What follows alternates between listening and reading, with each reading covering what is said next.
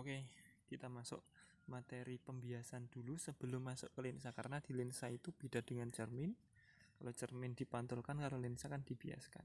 Kemarin pembiasan itu sudah sedikit yang dibahas sebelumnya.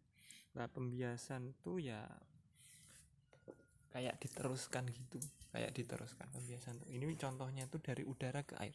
Udara dengan air itu lebih rapatan air. Ini ada N2 sama N1. N1 ini N2. Nah, kalau misalkan dia tuh jalannya sinar dari udara ke air, berarti kan dari udara yang renggang ke air yang rapat. Dia tuh secara alami akan dibiaskan mendekati garis normal. Ini garis normal. Garis normal kemarin adalah garis yang tegak lurus. Garis yang tegak lurus permukaan kalau di sini permukaan antara air dengan ini itu tegak lurus ya, itu nyoretnya enggak tegak lurus, tapi harusnya tegak lurus. Nah, secara alami dia kalau dari renggang ke rapat nanti I itu sudut datang, ini sudut datang akan lebih besar daripada R.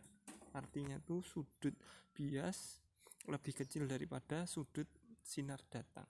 Tapi kalau dari rapat ke renggang kebalikannya, maka kalau dari rapat ke renggang, berarti nanti kalau rapat ke renggang arah sinarnya dari air ke udara. Nanti R-nya akan lebih besar daripada I-nya. R-nya akan lebih besar. Nah, persamaan untuk pembiasan kemarin bagaimana?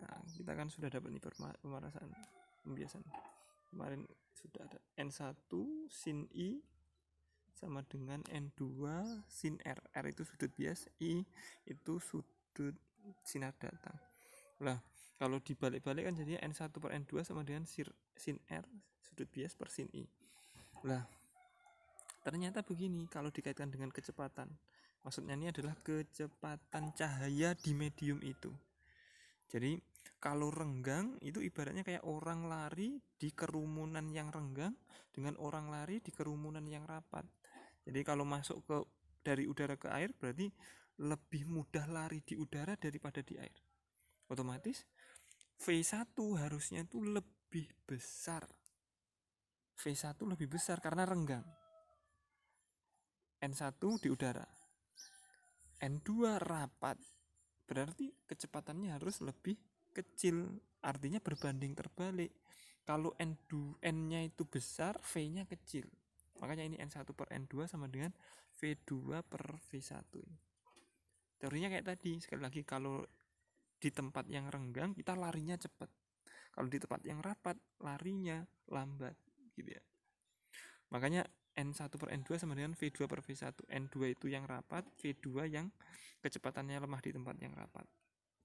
Lah, V itu kan lambda kali F. Lah, frekuensinya harus sama. Frekuensi itu nggak berubah. Frekuensi cahaya baik di benda di udara maupun di air itu nggak berubah. Oke, sekian.